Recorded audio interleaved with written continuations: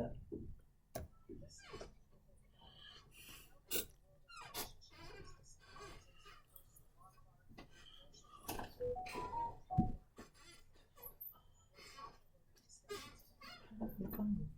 Hey. Welcome back to People to Think About It. Today we have a special guest in the house. Is my older brother. And we're going to talk about what it means to be a father. And we're going to talk about fathering and mentorship and things of that nature. We're going to let you introduce yourself, my brother. This is my older brother, and you can go ahead and introduce yourself. Well, first of all, we can knock that older brother stuff off. Well, you are. I just happen to be the first one out the womb. That's it. Funny. But my name is Ivan Crump. I am a Chef. personal chef. I am also a personal cannabis chef. And I'm also certified. Yes, ma'am. I'm certified cannabis chef. And also, I am a father, grandfather, and a great-grandfather. Yeah, today we was counting up grandchildren that we have. Definitely.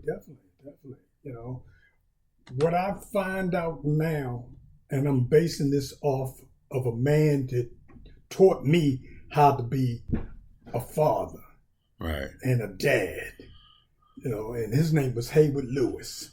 Right. You know, he taught me how to accept things for what they are. Right, you know, right. Most of these relationships that come out now, either the man has children or the woman has children, but nobody's mentoring the children.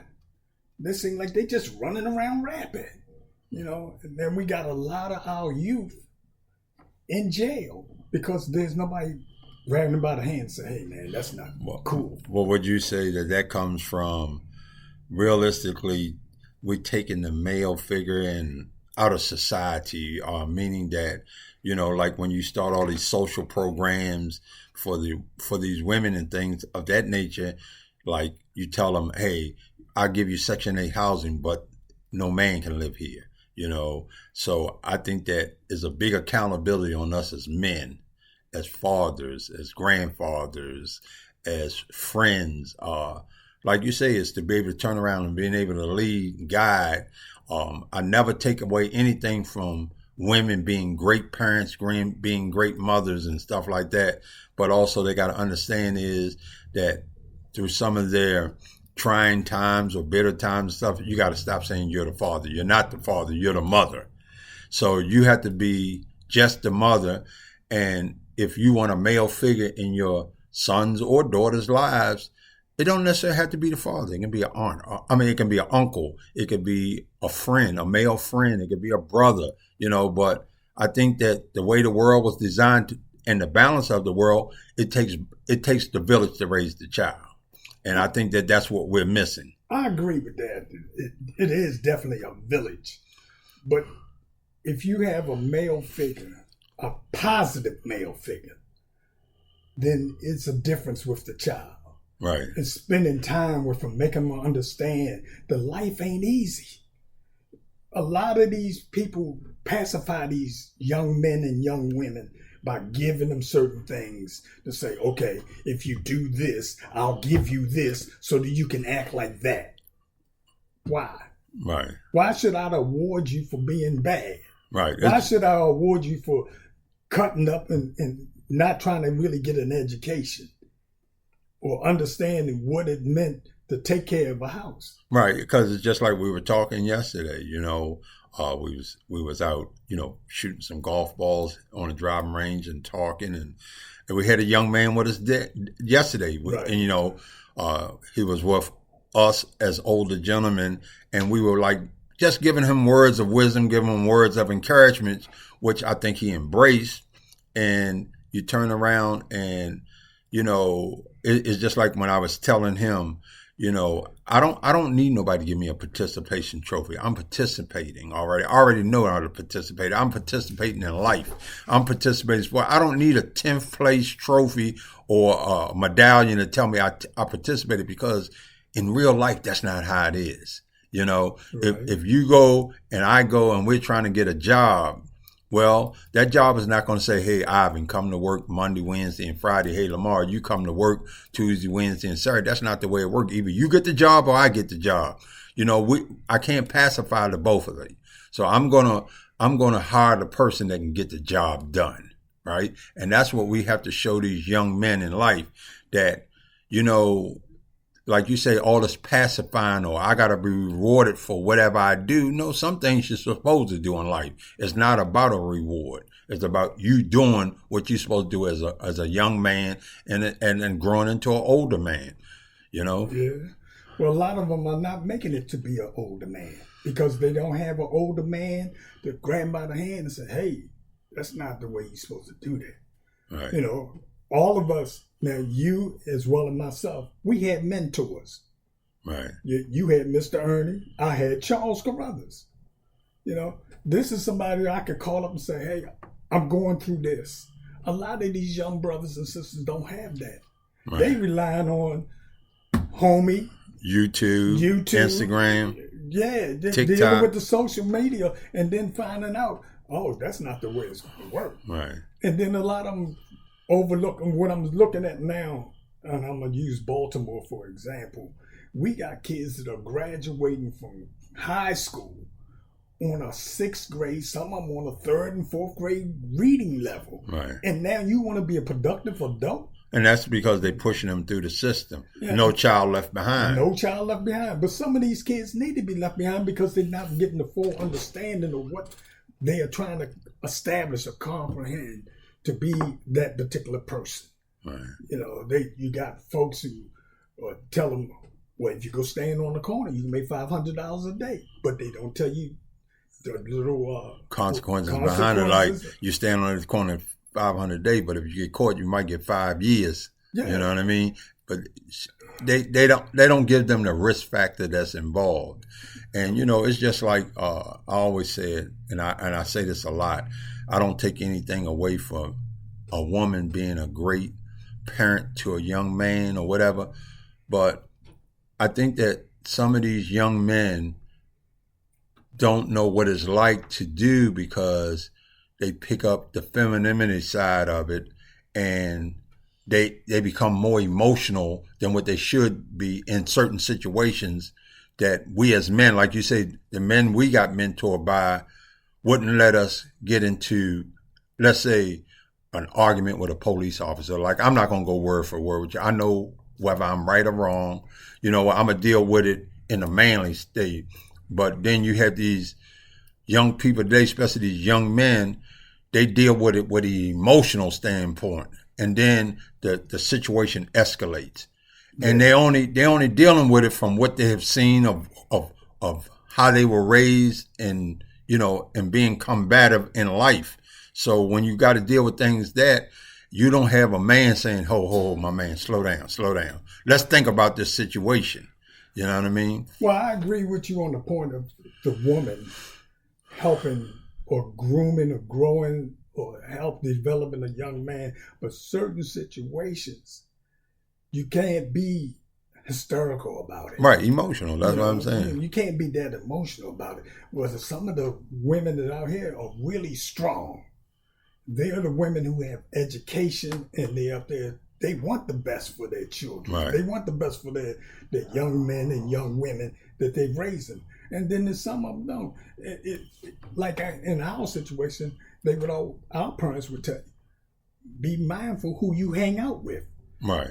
Because if you hanging out with people that's not in the good element, you're going to develop some of the habits that these people have. Exactly. So where are these people at when you really need help? Nowhere to be found. Nowhere to be found. Prime example, we got a brother now who at one time, he thought he was on top of the world. Right. Couldn't stop anything he was doing. But I went and told him, look, Slim, where are you going to be when you get in trouble? Who's going to be around you? And when he finally got himself together and wound up going to jail and all that stuff, he only had one person that stuck by him out of the hundreds that was always feeding off of him. Right. So where was that? And it wasn't that he didn't have the guidance. He just chose to go another direction. Right. And that's anybody. But, it's just like when you have that village atmosphere, sometimes you got to realize this. If there's 50 young men you mentoring and you save one, you've done your job. Because one thing people don't understand is this. Out of that 50, I saved one, but you don't know the power of that one that I served. Right. Or help, move along through the system. I mean, I always use an example like you look at Martin Luther King. That was one man that had so much influence on the world, not just where he was from, Atlanta, on the whole world. He had so much influence on, and that one person got mentored and changed the world. And I think that sometimes when we're out here mentoring these young men, we're trying to get them to get to the point of being good young men, being respectful young men, being good fathers. We're trying to teach them that. And I think that we have lost the essence of teaching these young men how to be men, how to be fathers, how to be respectful to women, how to, be respectful to your parents and stuff like that. We have lost that because we have lost the village. So, well, we haven't lost the village. The village just got smaller. Well, because it ain't too many folks around, that can say, hey, this is what I want you to do, or hey, come on and work with me for a couple of days, right? So you can see how I feel to get up at 7, 8 o'clock in the morning, as opposed to 9, 10 o'clock and going to work or working at a mall.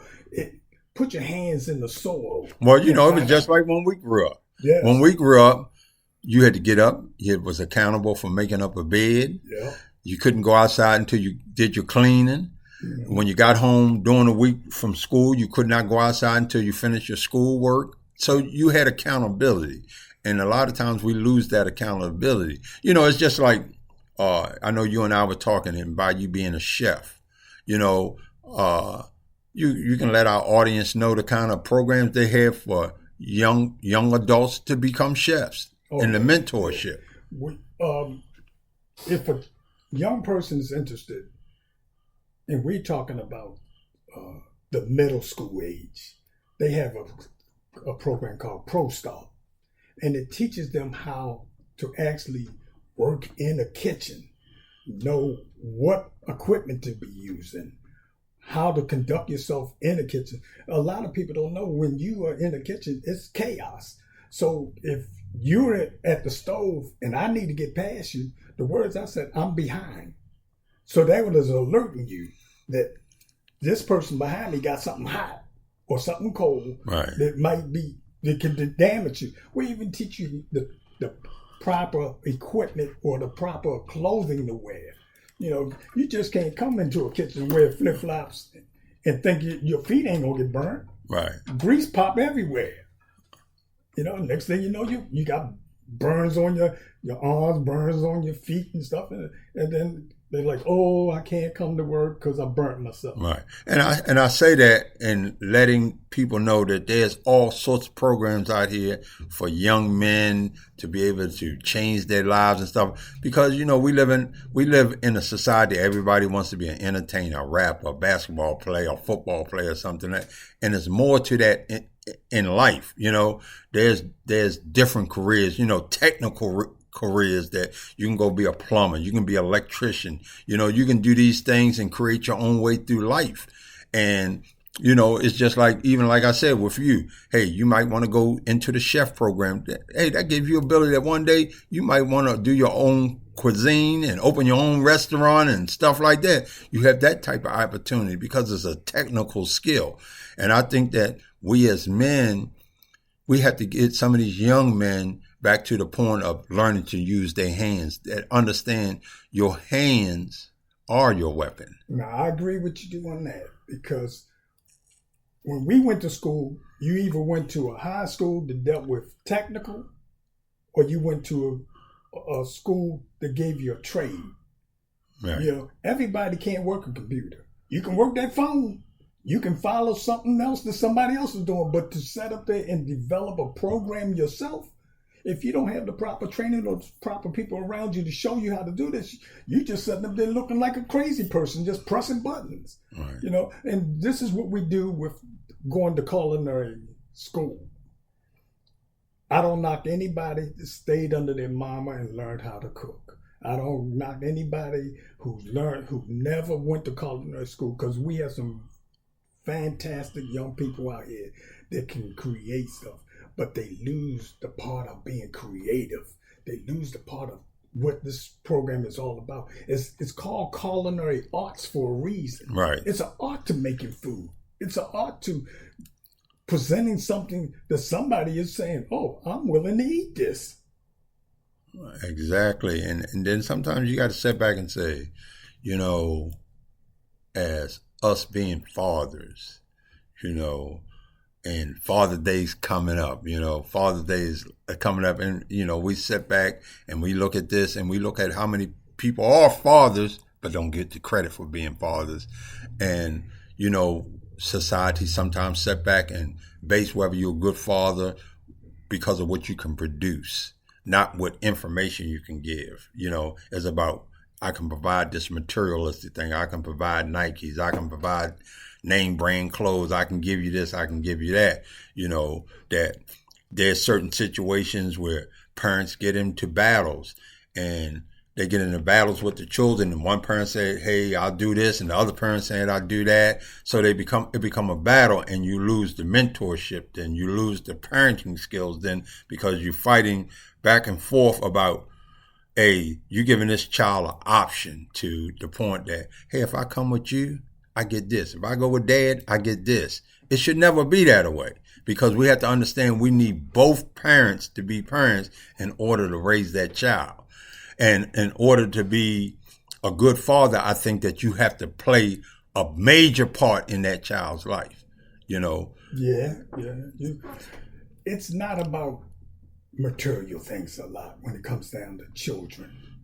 It's time. If I spend time with a little person and they saying, okay, I'm learning something. If I just sit down and just talk to them, because you'd be amazed at some of the stuff these little children have on their minds. They deal with anxiety more than we do. Right. You know, because we are here trying to find this, that, and whatever to make them what we think will make them happy.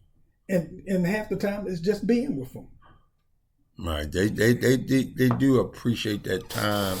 And I think that we as fathers, we have to learn to spend quality time with our children as well. We have to learn to, it's just like, I know I had a couple of friends of mine, they go through the child support system and all that. And I tried to explain the child support system to them, how the child support system works. And I told them, you paying child support and you having visitation is two separate entities. And, most men is like, if I got to pay child support, I'm going to see my child, but you got to deal with two different entities at that. But they predicating putting a dollar sign on whether they see their child or not, instead of going to war and I'm going to use the system to see my child whether you like it or not, And sometimes that can be tough. That can be a thing that really beats up on a man, especially a man that wants to be a part of his children's life, Well, it's not just beating up on the father. It's also beating up on the mother. Well, I'm saying from a mental, deal with the after effect of the man is not in the house now. I got a young man in here who's kirking out. I don't know how to control this. What do I say to this person? And then we're going to use this word father. Anybody can be a father, but it takes a real man to be a dad. Right. And dad don't have to be the person who gave you life. Right, I agree. Your father don't have to be the person that gave you life. I mean, we grew up with a stepfather, right. And I'm a stepfather to two, right. 3 little girls. Because for the longest time, we never even knew that was our stepfather. We just knew it was our father. Yeah. Because he didn't treat none of us differently. Right. All we knew, we was in the house. Hey, this is my brother, this is my sister, and we rolled like that, And I think that we have lost family. I grew up knowing who my cousins were. I grew up knowing who my aunts and uncles were. A lot of these young people today don't even know who their cousins are. A lot of them tend to put families together. I hang out with this person so much. His mama's my auntie now, and his, that's my uncle, and it's nothing wrong with it, but still, the point that is wrong with it, because you don't even know your bloodline. You don't know your uncles, your aunts. Some people don't even know their brothers and sisters. I had a young man come to me, and he was telling me about he went to the club, and he met this young lady, and he was so psyched about this person. And he hung out, and they did things with this young lady and everything, and he didn't realize who she was until they went to a funeral. And come find out they were first cousins. Yeah, we just watched a movie on TV where this guy, he fell madly in love with this woman, and they was going back and forth and this, that, and the other. And he was like, the mother was like, don't marry her, and this, that, and the other. Well, kind of find out it was his sister. Yeah. The mother knew it was his sister and never told him why. You know what I mean? And her and the father separated long, long time ago. And she got to meet her father, but did not know that the guy she was going to marry, the guy she was going to marry was the mother, was her mother. She didn't know it, So, people get in these kind of predicaments, and that's what I'm saying, going back to knowing family, going back to knowing your bloodline, right, your uncles, your aunts, yeah. You know what I mean? Because you can get in that kind of predicament, and then what? Who is your real cousin? Yeah. Because we got now is everybody is cuz, everybody is bro, everybody is sis. That's what I'm saying. So people are so in need of family, they make their own family up. Oh, you have to. That's how the gangs came about. Because some of these kids didn't have. All they just had was their mother. They didn't have a father figure, so they went out there in the streets, and the gangs pulled them up and made them part of the family. Yeah, because they wanted love. Yeah. And the gang showed them what they wanted. Yeah. So, you look at it for what it's worth. I think that we have to step back as men and learn to become better fathers, become better leaders. We have to learn more compassion, more empathy. We have to learn to be able to spiritually guide our children. And that's the key point right there. Spiritually be able to lead. The thing is that, we don't rely on some of these things at times. And, especially I would say our era was about do as I say, not as I do, or there's a consequence behind it. Right. And in that instance, when I look at that when you don't take time, because like you said earlier, these children today are built differently, they think differently and stuff, and you have to, what's the word I'm searching for? Intelligently talk to them. You have to be able to get the why out of them. Like they do something. Why did you do that? And let's talk about it. And try to come up with a solution, because most children, you'll ask them why they did something. I don't know. They know why they did it, but you have to find a way to peel it out of them why they did it. And I think that that's what we have to learn as men. It's like my daughters. I talk to them, and I always tell them this. I talk to you as a father. I talk to you as a man. And if you need for me to talk to you like a NI on the street, I can do that too. So you understand every variation of what a man gonna be to you. He can be good, he can be great, or he can be a miserable joker. Now we touched upon about the woman. The woman in the family teaches men or little boys how to treat women. No. Some of them do. They teach them, but because my mother, your mother, taught us how to deal with women. Because you got some men, all they know is if you don't do what I'm gonna do, I'm gonna spank you. And then you got the over abuse. And then now they get to the point now. If the girl don't do what they want to do, they get slapped upside the head. You know, now you got to aggressive. But you have to ask yourself that when we talking about today's society, most children are raised by who? Most children are raised by their mothers. Yeah. Women are emotional people. So they do things out of emotion. Not to say that is right.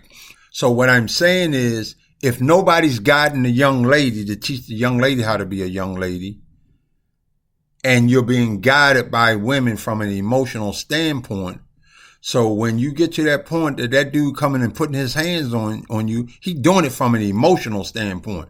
Does not make him right, but he doing something from an emotional standpoint, because a real man would set up here and say, man, you foul for that. He gonna let him know that he foul for that, because we shouldn't be doing it. Right. That we allow our emotions to rise so high that next thing you know, we become physical, because it's almost like, and I'll use this analogy. It's like when you playing golf, you can hit a bad shot, right?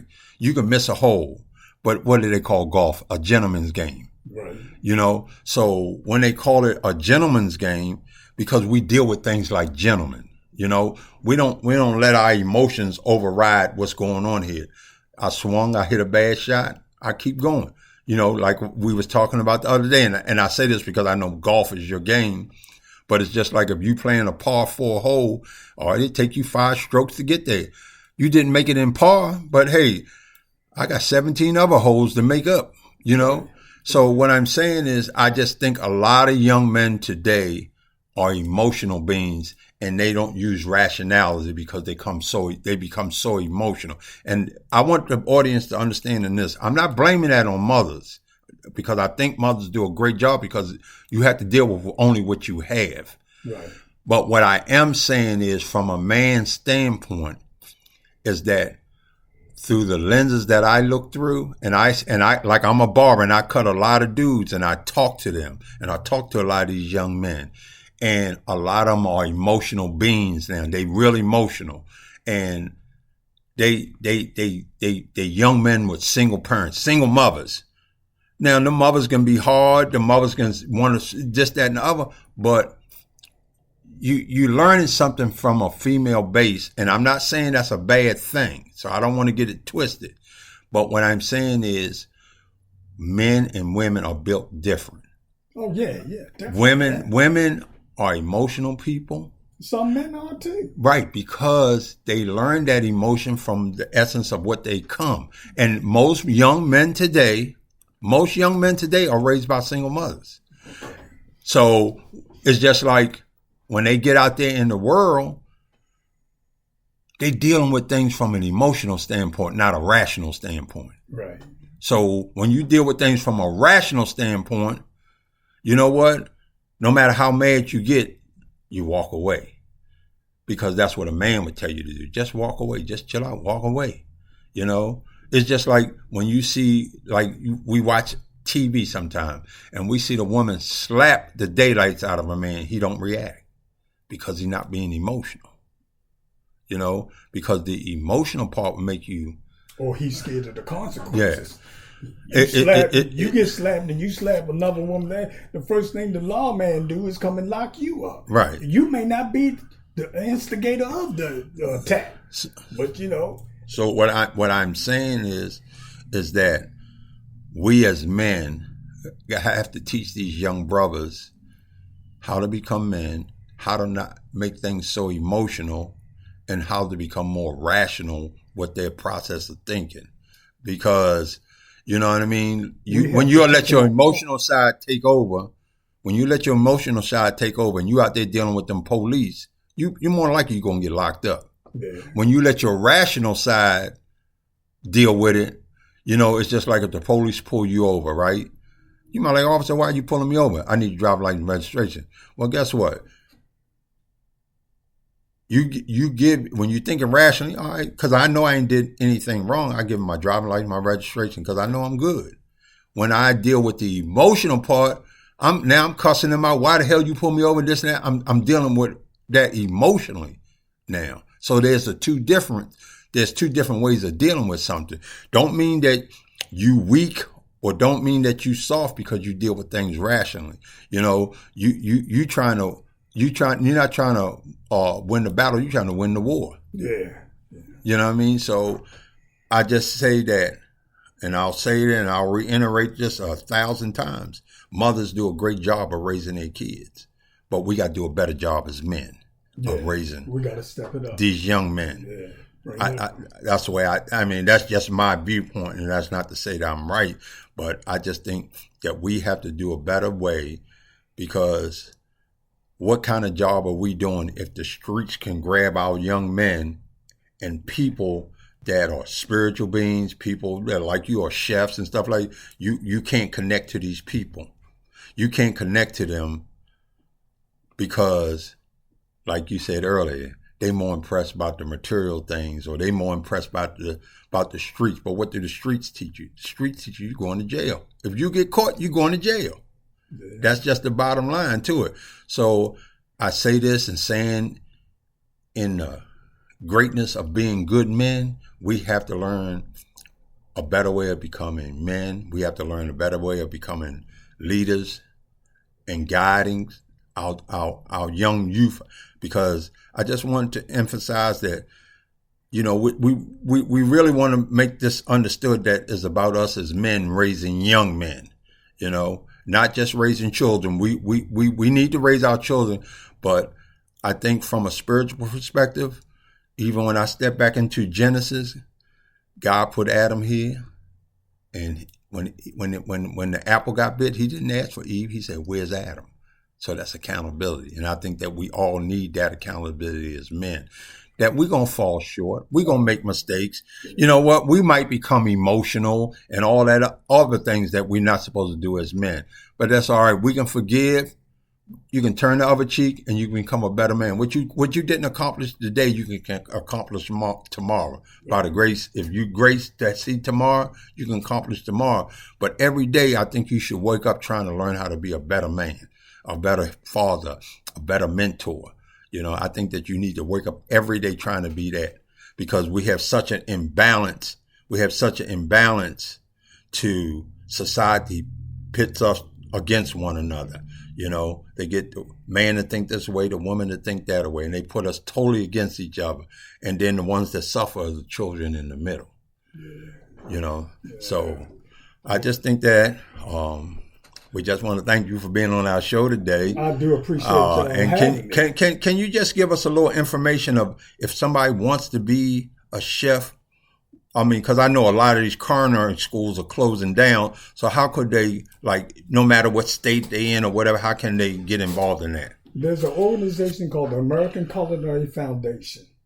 It's located all over the United States. Reach out to them. Go and see what these people are doing. They have a class once a month where they're teaching you different variations of how to prepare certain things, certain foods.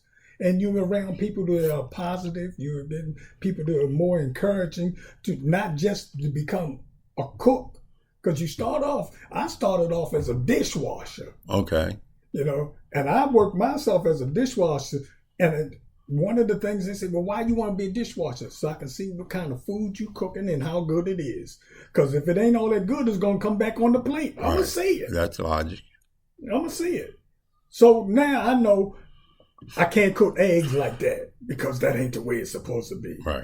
You know, the American Culinary Foundation also educates you about food, educates you about the restaurant business. And it's not just about cooking. We teach you how to build a restaurant.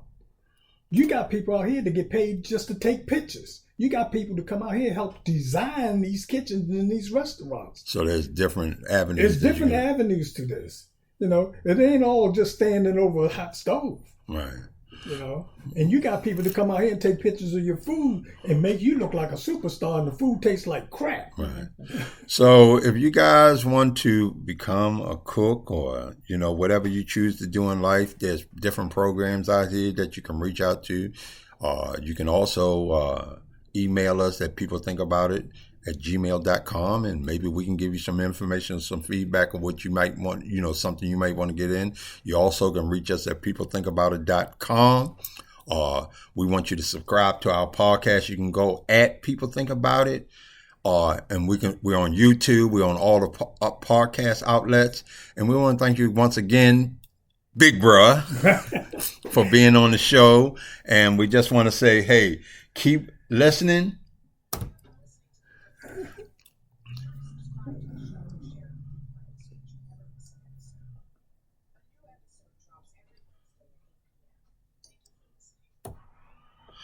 And welcome and thank you for listening to People Think About It.